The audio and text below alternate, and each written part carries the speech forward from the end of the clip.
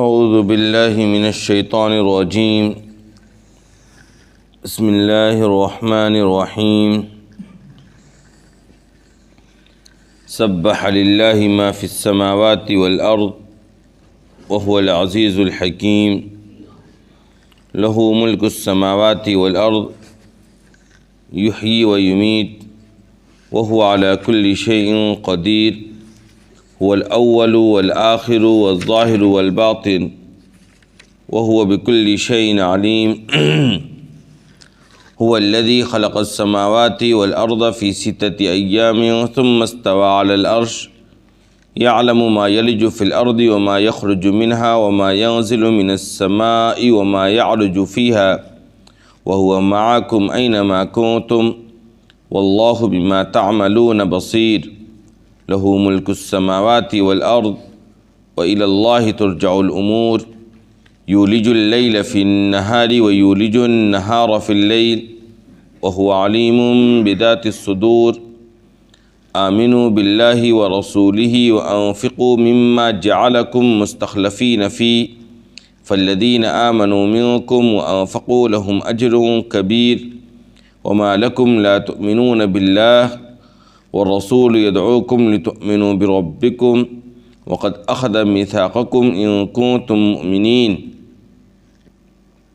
هو الذي ينزل على عبده آيات بينات ليخرجكم من الظلمات إلى النور وإن الله بكم لرؤوف رحيم وما لكم ألا تنفقوا في سبيل الله ولله ميراث السماوات والأرض لا يستوي منكم من أنفق من قبل الفتح وقاتل أولئك أعظم درجة من الذين أنفقوا من بعد وقاتلوا وكلا وعد الله الحسنى والله بما تعملون خبير.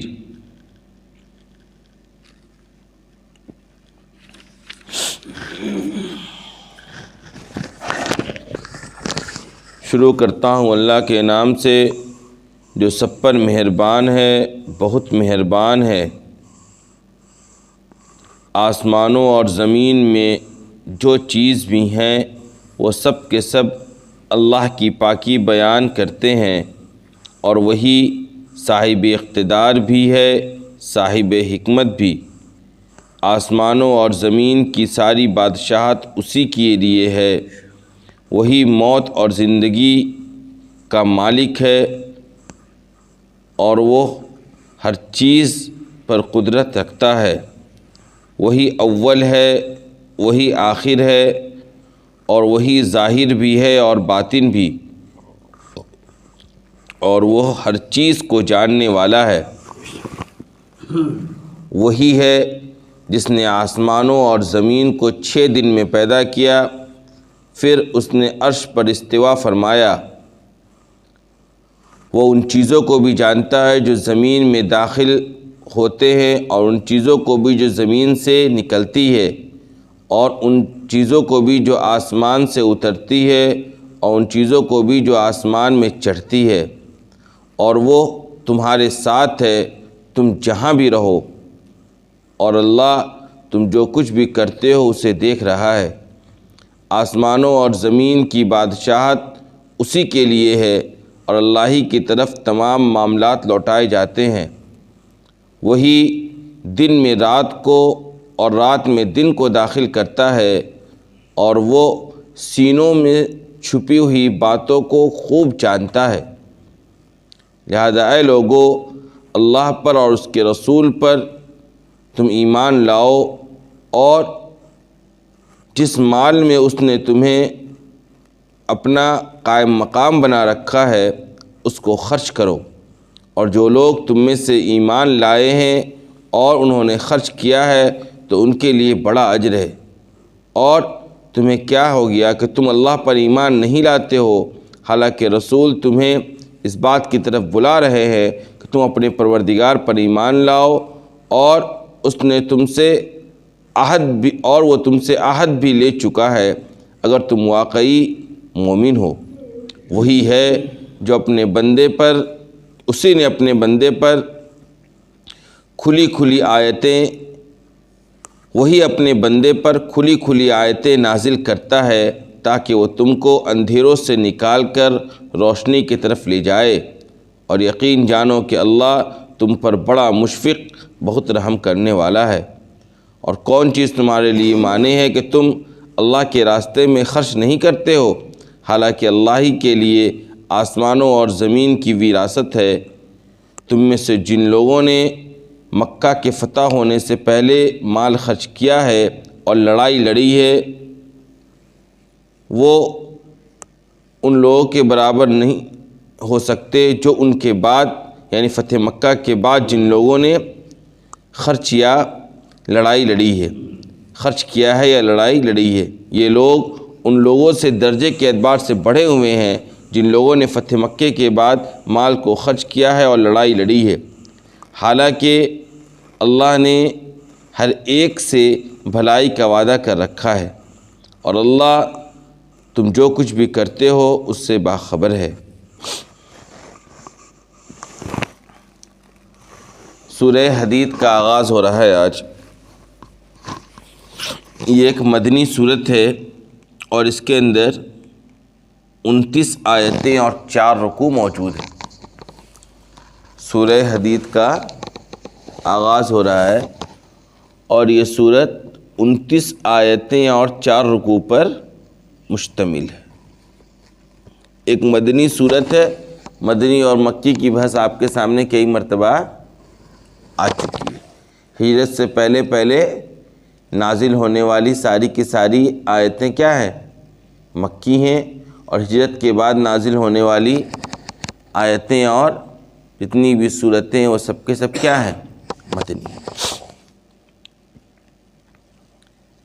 اس صورت کے بارے میں یہ بات ہے کہ یہ صورت فتح مکہ کے بعد نازل ہوئی ہے، یعنی سن 8 ہجری کے بعد، یعنی آخری دور میں اس صورت کا نزول ہوا ہے۔ اور یہ دور ایسا تھا کہ اس دور میں کافروں کی طرف سے جو دشمنیاں تھیں وہ دھیمی پڑ گئی تھیں، کیونکہ ان کی کمر ٹوٹ چکی تھی۔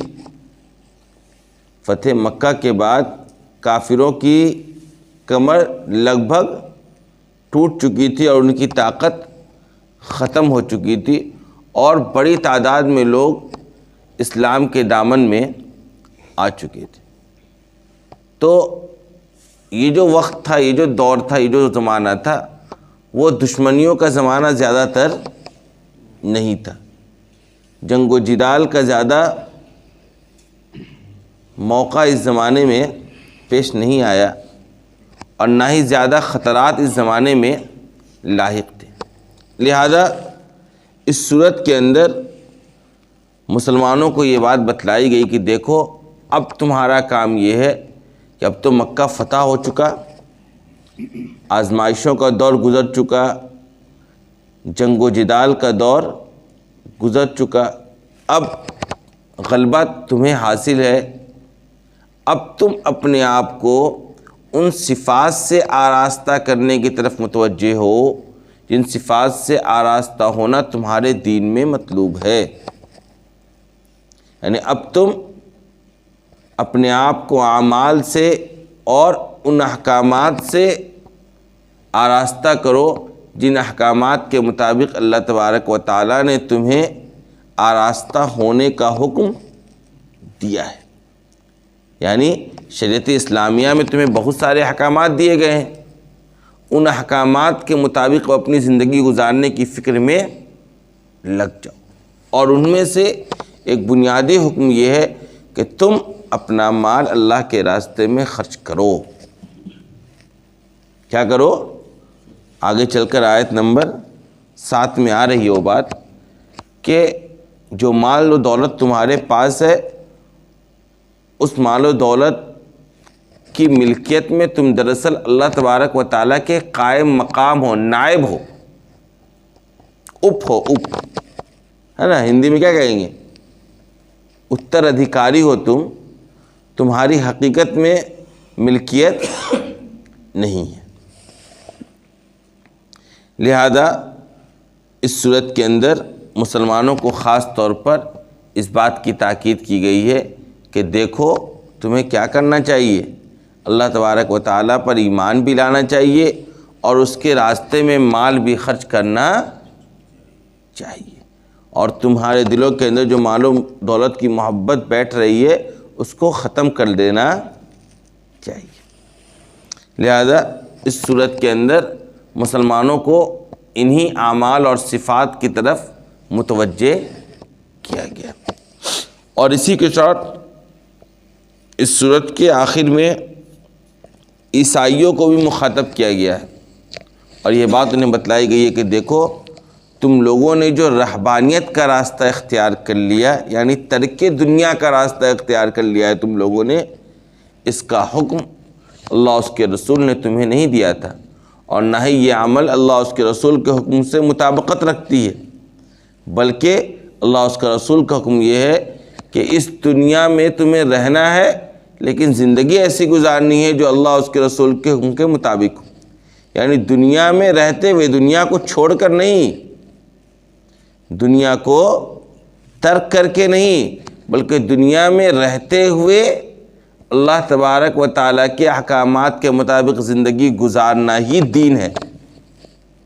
یہ فلسفہ سمجھ لینا چاہیے ان تمام لوگوں کو جو یہ سمجھتے ہیں کہ اگر ہمیں دین میں چلنا ہے یا دعوت دین کی ذمہ داری اپنے سر لینی ہے تو ہمیں دنیا کو بالکل بھول جانا ہوگا۔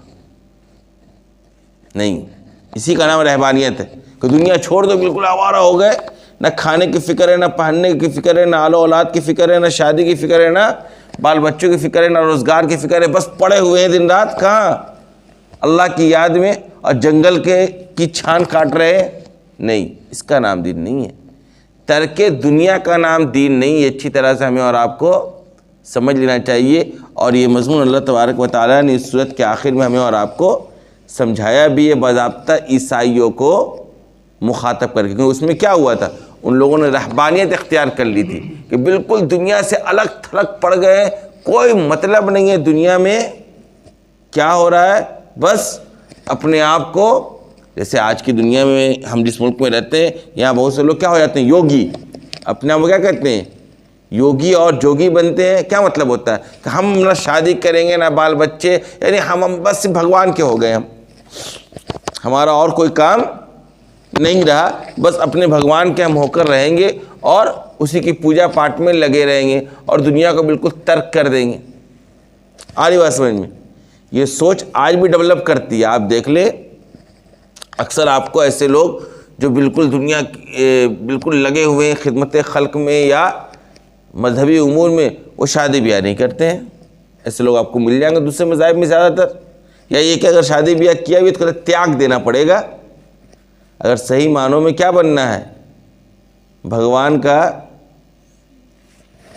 سیوک بولتے ہیں، بننا ہے تو کیا کرنا پڑے گا ہمیں اور آپ کو، تیاگ دے دینا ہوگا۔ اسلام نے یہ نظریہ پیش نہیں کیا، اسلام نے کہا نہیں، تمہیں جب ہم مال خرچ کرنے کا حکم دے رہے ہیں تو ہم نے اس سلسلے میں تمہارے سامنے سورہ کہف میں پورا ایک اصول بیان کر دیا، وَلَا تَجْعَلْ يَدَكَ مَغْلُولَةً إِلَىٰ عُنُقِكَ وَلَا تَبْسُطْهَا كُلَّ الْبَسْطِ فَتَقْعُدَ مَلُومًا مَحْسُورًا، کہ دیکھو بالکل کنجوس بن کر ہاتھ باندھ کر ہی مت رہنا کہ بالکل ہاتھ گردن سے ہی لگا ہوا ہے، باہر نکال ہی نہیں رہے ہو مال خرچ کرنے کے لیے، اور نہ ایسا ہے کہ بالکل ہاتھ کھول دینا جو آ رہا سب لٹا دو، نہ گھر میں رکھا ہے نہ بال بچوں کے لیے چھوڑا ہے، کچھ مر گیا بال بچے دوسرے دن سے مسجد کے دروازے پر کھڑے ہیں کہ بھائی اعلان کر دو ہمارے لیے، کہ نہیں ورنہ تو پھر تم ملامت اور حسد کرتے بیٹھے رہو گے۔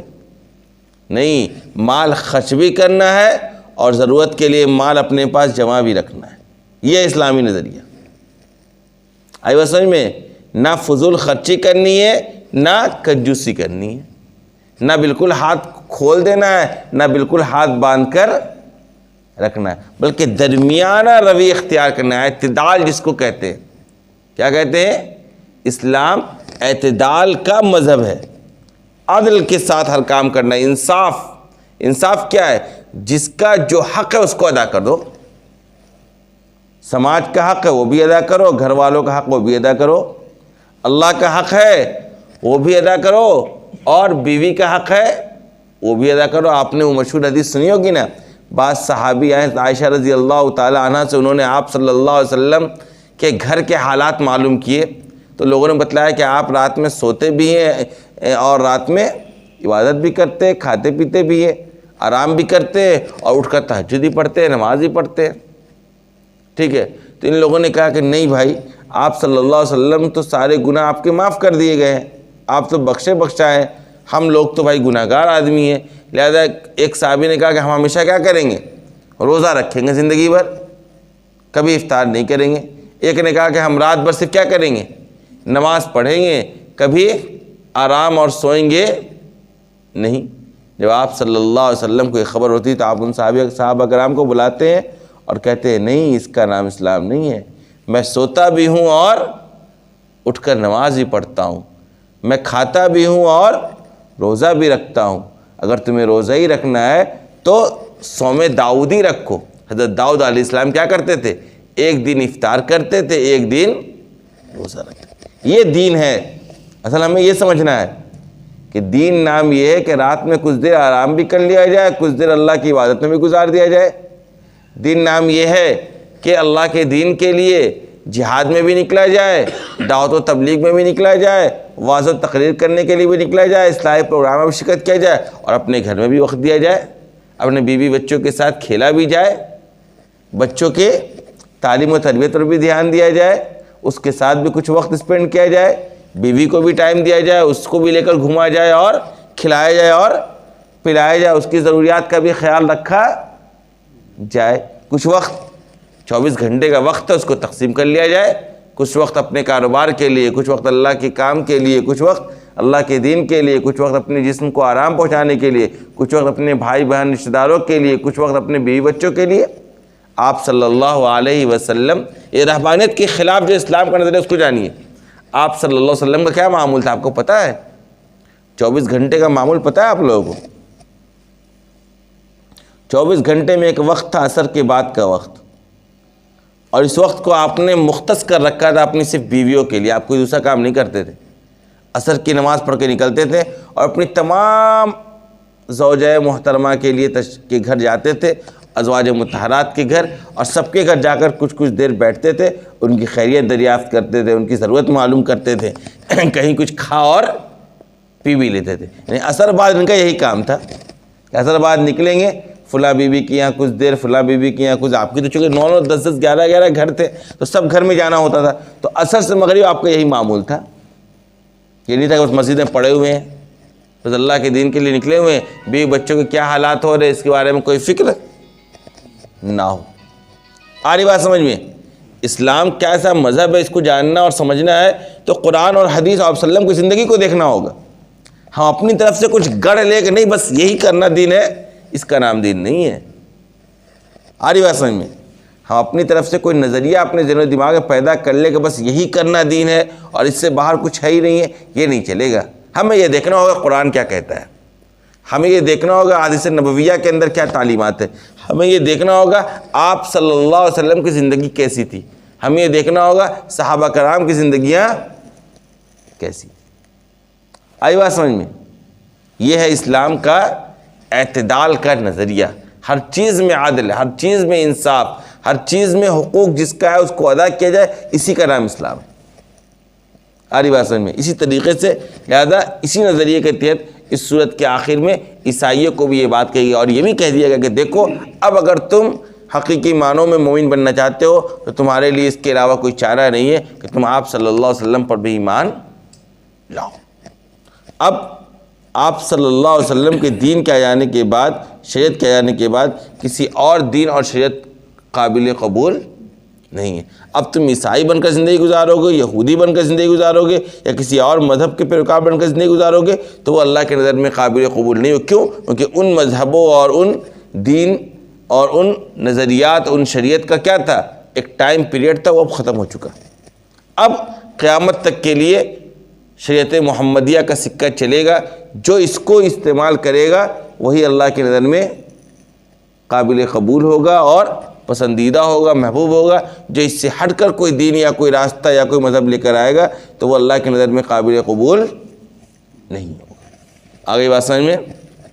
ذرا باقی جو بھی آیتوں کے اندر جو بھی باتیں ہیں وہ تمام باتیں آپ تک پہلے بھی آ چکی ہیں. اسی طرح کی آیتیں اس کو دوبارہ دیکھتے چلیے. کہا دیکھیے پہلی آیت کے اندر کہا کہ آسمانوں اور زمین میں جو چیز بھی ہے سورہ کہف کے اندر ہے وَإِن مِّن شَيْءٍ إِلَّا يُسَبِّحُ بِحَمْدِهِ وَلَكِن لَا تَفْقَهُونَ تَسْبِيحَهُ۔ ایک دیکھیے قرآن کی تفسیر قرآن سے، یہاں قرآن نے کیا کہا کہ آسمانوں اور زمین میں جو چیز بھی موجود ہے وہ اللہ کی پاکی بیان کرتی ہے۔ اب سورہ کہف میں جا کر اللہ نے کیا کہا وَإِن مِّن شَيْءٍ إِلَّا يُسَبِّحُ بِحَمْدِهِ، کہ کوئی بھی چیز ایسی نہیں ہے مگر وہ اپنے رب کی پاکی بیان کرتی ہے، وَلَكِن لَا تَفْقَهُونَ تَسْبِيحَهُمْ، لیکن تم ان کی تسبیح کو سمجھتے نہیں ہو۔ زمین، آسمان، سورج، چاند، ستارے، درخت، دریا، پہاڑ، انسان، جانور، تمام کی تمام کائنات سب کے سب اللہ کے ذکر میں، اللہ کی تسبیح میں، اللہ کے حمد و ثنا میں لگے ہوئے ہیں، لیکن چونکہ ہم اور آپ ان کی زبان، ان کے احساسات کو، ان کی جذبات کو سمجھتے نہیں ہیں، اس لیے ہمیں معلوم وَلَكِن لَا تَفْقَهُونَ تَسْبِيحَهُمْ، لیکن ان کی تسبیح کو تم سمجھتے نہیں ہو، اس وجہ سے تمہیں پتہ نہیں چل رہا، لیکن یہی حقیقت ہے اور یہی نظریہ ہے اسلام کا کہ ہر چیز اللہ کی تسبیح اور حمد و ثنا میں لگی ہوئی۔ کیوں؟ وَهُوَ الْعَزِيزُ الْحَكِيمُ، کیونکہ وہی صاحب اقتدار ہے اور تمام تر حکمتوں کا مالک بھی وہی ہے۔ لَهُ مُلْكُ السَّمَاوَاتِ وَالْأَرْضِ، آسمانوں اور زمین کی بادشاہت کس کے لیے ہے؟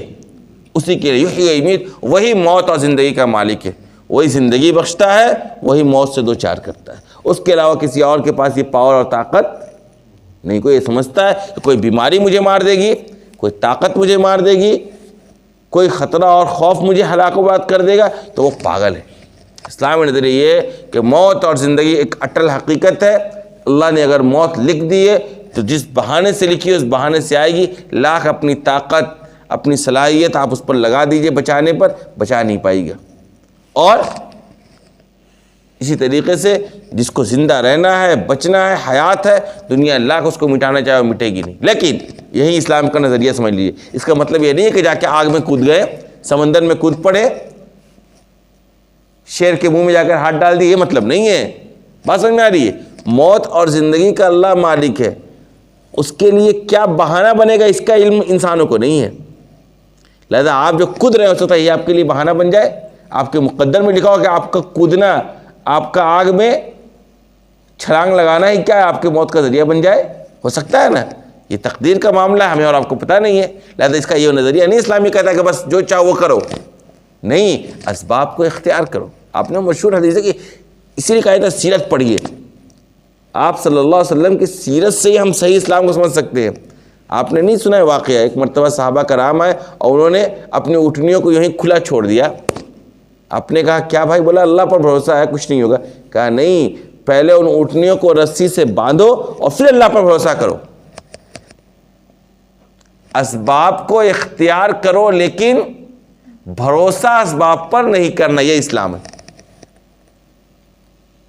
دوا کھا رہے ہیں لیکن اعتماد اس دواؤں پر نہ ہو، اعتماد اللہ تبارک و تعالیٰ کی ذات پر ہو کہ اللہ اگر چاہے گا تو انشاءاللہ یہ دوا ہمارے لیے شفا کا ذریعہ بنے گا، یہ ڈاکٹر ہمارے لیے شفا کا ذریعہ، یہ ہاسپٹل ہمارے لیے شفا کا ذریعہ بنے گا۔ آج بات سمجھ میں، ہم کہیں پیسہ لگا رہے ہیں کسی کام میں، اگر اللہ چاہے گا تو ہو سکتا ہے اس پیسے کے ذریعے، اس لگانے کے ذریعے، اس بزنس کے ذریعے ہمیں کامیابی ملے گی۔ کامیابی اور ناکامی کا سارا اختیار کسے قبضے میں ہے؟ اللہ۔ لیکن اللہ نے انسانوں کو مکلف بنایا اسباب اختیار کرنے کا۔ نہیں میں نہیں کھاؤں گا، بیٹھا رہوں گا، نہیں میں نہیں کھاؤں گا، بیٹھا رہوں گا، بھوکا رہوں گا، نہیں، کماؤ، محنت کرو، لاؤ، وہ کچا کھانا بھی نہیں ہے، پکاؤ، تیار کرو، دسترخوان پر لاؤ، اپنا ہاتھ لے جاؤ، اٹھاؤ، تب جا کر تمہارے منہ میں وہ لقمہ آئے گا، اٹھ کر لقمہ ڈائریکٹ تمہارے منہ کے اندر داخل نہیں ہوگا۔ ہاں لیکن ان غذاؤں کو پیدا کرنے والی ذات اللہ کی، وہ اگر غذا ہی پیدا نہیں کرتا تم اس کو اس کے استعمال کے قابل کیسے بناتے؟ آ رہی بات سمجھ میں؟ یہی ہے اسلام اور یہی ہے اسلام کا نظریہ، اور یہی ہے صحیح اسلام۔ اللہ نے کہا سن لو، موت اور زندگی اسی کے اختیار میں ہے اور وہ ہر چیز پر قدرت رکھتا ہے۔ هو الاول والآخر، وہی اول ہے وہی آخر ہے، مطلب جب کچھ بھی نہیں تھا تو تب بھی اللہ تھا، اور جب کچھ بھی نہیں رہے گا، ساری چیزیں فنا ہو جائیں گی قیامت کے قریب، تب بھی اللہ کی ذات باقی رہے گی۔ والظاہر والباطن، وہی ظاہر ہے وہی باطن ہے۔ ظاہر اس معنی کر کہ کائنات میں اس کی قدرت کی نشانیاں پھیلی پڑی ہیں، ہر طرف اس کے وجود کی گواہی دینے والی چیزیں موجود اس اعتبار سے اللہ ظاہر ہے، اور باطنی اس اعتبار سے کہ اس دنیا میں کوئی آنکھ اللہ کو دیکھ نہیں سکتا۔ اللہ کیا ہے؟ چھپا ہوا ہے، وہ بکل شیء علیم، اور وہ ہر چیز کو جاننے والا ہے۔ اسی نے آسمانوں اور زمین کو 6 دن میں پیدا کیا۔ 6 دن میں کیوں پیدا کیا اس کے بارے میں کئی مرتبہ بات آ چکی ہے۔ اللہ چاہتا تو بس چٹکی بجاتے ہی آسمان اور زمین کی تخلیق ہو جاتی، لیکن اللہ نے 6 دن لگایا لوگوں کو اس بات کی تعلیم دینے کے لیے کہ دیکھو کسی کام میں جلد بازی مت کیا کرو، ٹھہر کر آرام سے کسی بھی کام کو انجام دیا کرو۔ ثم استوى علی العرش، پھر اللہ عرش پر استوا فرمایا۔ یہ متشابہات میں سے اس سے پہلے بحث آ چکی ہے کہ عرش پر استوا کی کیا کیفیت ہے، واللہ اعلم بالصواب، اللہ ہی بہتر جانتا ہے۔ ہمارا اس پر ایمان ہے کہ استوا علی العرش کی جو بھی کیفیت ہوگی ہم اس پر ایمان رکھتے ہیں۔ یعلم ما یلج فی الارض وما یخرج من، اللہ جو چیزیں بھی زمین میں داخل ہوتی ہیں یا زمین سے نکل رہی ہیں سب کا علم اللہ کو ہے، اور جو چیزیں آسمان سے اترتی ہیں بارش کی شکل میں، رحمت کی شکل میں، نعمتوں کی شکل میں، اور جو چیزیں آسمان کی طرف چڑھتی ہیں، یعنی ہمارا آپ کا عمل، پتہ ہے نا آپ کو، ہمارا آپ جو عمل کرتے ہیں، ایک فرشتے آئے ہوئے تھے عصر کے وقت، وہ ابھی جا رہے ہوں گے، وہ ہمارا آپ کا عمل لے کر جا رہے ہوں گے فجر کے وقت کہ یہ لوگ نماز پڑھ رہے ہیں، یہ لوگ تفسیر میں بیٹھے ہوئے، یہ عمل لے کر وہ جاتے ہیں۔ ہمارا عمل کہاں چڑھتا ہے؟ آسمان پر۔ دوسرے فرشتے آ رہے ہوں گے تو کہہ رہے یہ لوگ تو اللہ کی مجلس میں، اللہ کے قرآن کی مجلس میں بیٹھے ہوئے، اب یہ فرشتے ہمارے ساتھ کب تک رہیں گے؟ عصر تک، پھر عصر کے وقت یہ لوگ جائیں گے۔ تو اعمال جو چڑھتا ہے اور جو بھی آسمان سے اترتا ہے ان سب چیزوں کا علم اللہ کو ہے، بلکہ وہ معکم اینما کنتم، تم جہاں بھی رہو تمہارے ساتھ ہے۔ واللہ بما تعملون، کوئی ایسی جگہ نہیں ہے جو اللہ کے بغیر انسان کی ہو۔ انسان کے شہرک سے بھی زیادہ کیا ہے؟ اللہ قریب ہے۔ واللہ بما تعملون بصیر، اور تم جو کچھ کرتے ہو اللہ اسے دیکھ رہا ہے۔ آسمان اور زمین کی ساری بادشاہت اسی کی ہی لیے ہے، اور تمام معاملات اسی کی طرف لوٹتے ہیں۔ دن کو رات میں اور رات کو دن میں وہی داخل کرتا ہے، کبھی رات بڑی اور دن چھوٹا، کبھی دن بڑا اور رات چھوٹی، یعنی رات دن کے اندر داخل، کبھی دن رات کے اندر داخل ہوتا ہے نا۔ یہ سارے کام کون کر رہا ہے؟ اللہ تبارک و تعالیٰ کی ذات، اور وہ علیم بذات الصدور، اور وہ سینوں میں چھپی ہوئی باتوں کو جانتا ہے۔ بڑا عجیب جملہ ہے یہ، اس پر دل کرتا ہے کہ آدھا گھنٹہ تقریر کیا جائے۔ انسان اپنے آپ کو چالاک سمجھتا ہے، سمجھتا ہے بس میں سمجھ رہا ہوں اور میں جو کہہ رہا ہوں، میں جو کر رہا ہوں وہی ہوگا۔ بھائی تمہارے دلوں کے سینوں کے اندر چھپی ہوئی جو کھوٹ ہے نا، جو چور ہے نا، اللہ اس سے واقف ہے۔ تم کسے بیوقوف بنا رہے ہو؟ انسان بعض معاملات میں کہتا کچھ ہے، دل میں کچھ چھپا کر رکھتا ہے، کرتا کچھ ہے، دل میں کچھ اور ارادے ہوتے ہیں، دکھلانا کچھ اور مقصد ہوتا ہے، اور دل کے عزائم کچھ اور ہوتے ہیں، اور سمجھتا ہے کہ لوگ سمجھ نہیں رہے ہیں، میں لوگوں کو دھوکہ دے رہا ہوں، لوگوں کو نقصان پہنچا رہا ہوں، اور میں تیز اور ترار بنتا ہے انسان، حالانکہ وہ انسان مکار ہے۔ پتہ نہیں اللہ تمہارے دلوں کے اندر چھپی ہوئی ایک ایک بات سے واقف ہے، سینوں کے اندر چھپی۔ جب یہ تصور ہو جائے گا نا تو انسان کا دل اور اس کی زبان سچی ہو جائے گی۔ انسان جو جھوٹا ہے نا وہ اسی بنیاد پر سمجھ رہا ہے کہ ارے کوئی جان رہا ہے میرے دل میں کیا ہے، یہ تبھی وہ دوسرے کو دھوکہ دینا چاہتا ہے، دوسرے کے ساتھ مکاری کرنا چاہتا ہے، دوسرے کے ساتھ فراڈ کرنا چاہتا ہے، وہ سمجھتا ہے کوئی سمجھ نہیں رہا ہے، اور اس کو تصور پیدا ہو جائے کہ وہ اللہ اوپر موجود ہے، میرے شہرک سے زیادہ میرے قریب ہے، جو ہر جگہ موجود ہے، وہ جان رہا ہے میرے دل میں کیا کھٹک رہا ہے، میرے دل میں کیا پک رہا ہے، میرے دل میں کیا جمع ہو رہا ہے، سب چیزوں کا اس کو علم ہے۔ اور یہ انسان اس کا تصور کر لے پھر اس کی زبان کبھی جھوٹ نہیں بولے گی، کبھی وہ کسی کے ساتھ دھوکہ دھڑی کا معاملہ نہیں کرے گا، کسی کو دھوکے دینے کے لیے کہ کوئی اور بات نہیں کہے گا۔ کیوں؟ کیونکہ اس کو اس بات کا تصور ہوگا کہ میرا اللہ جان رہا ہے، وہ کل حساب لے گا اور اس کے سامنے جا کر کھڑا ہونا ہے۔